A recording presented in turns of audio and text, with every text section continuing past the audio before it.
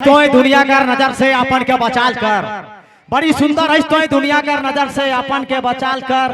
खाली काजर लगा ले काम निचनी, मिर्चा और नींबू घेचा में टंगाल कर, नहीं तो गड़बड़ हो जाए।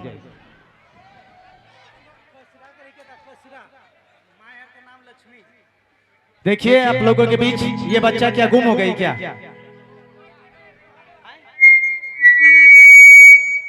ये बच्चा हमारे पास स्टेज में है, देखिएगा इसका मम्मी पापा जहां कहीं भी होंगे आके बच्चे को रिसीव कर लेंगे, बच्चे को रिसीव कर लेंगे।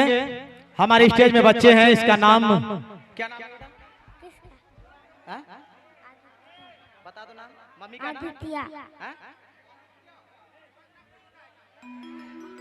जिनका भी बच्चा होगा आके रिसीव कर लेंगे।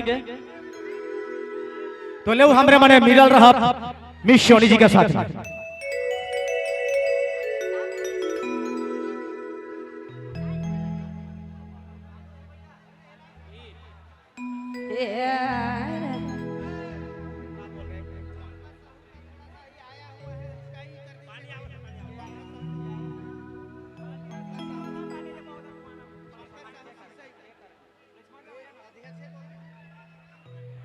हमारे अभी अभी मंच पे आसीन आदरणीय बड़े भैया पंकज साहू जी मंच पे पधार चुके हैं। उसे हमारे अध्यक्ष महोदय पंकज जी,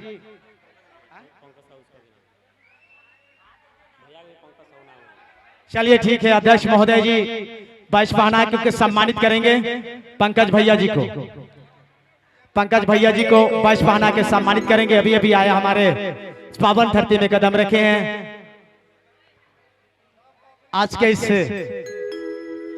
अध्यक्ष महोदय जी जो हमारे पचखंडा महाप्रभु दुर्गा पूजा समिति के अध्यक्ष, बैच पहना करके सम्मानित करते हुए आए हुए हमारे मेहमान पंकज साहू जी को बहुत बहुत धन्यवाद। हमारे मंच की ओर से हार्दिक हार्दिक बधाई हो, शुक्रिया हो।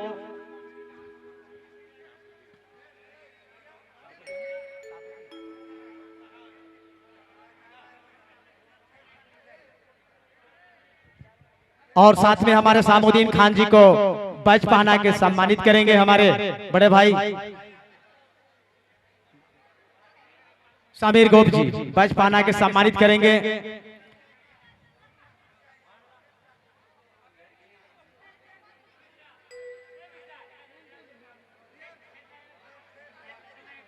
ठीक है ठीक है दादा, मैंने सबका फरमाइश के पूरा कर दूं।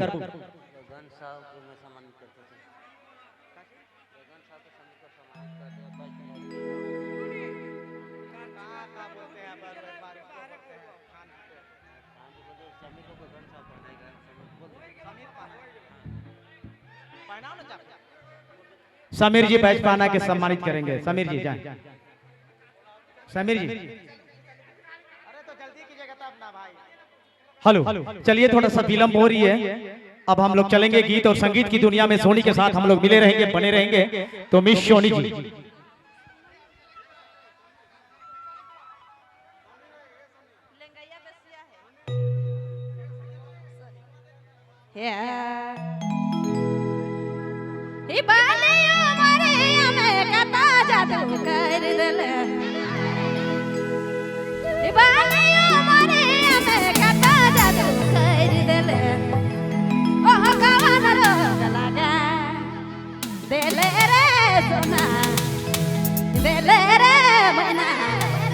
के करो नहीं ढके दवा, के करो नहीं लगे मोके दुआ, ओरे दया का को पे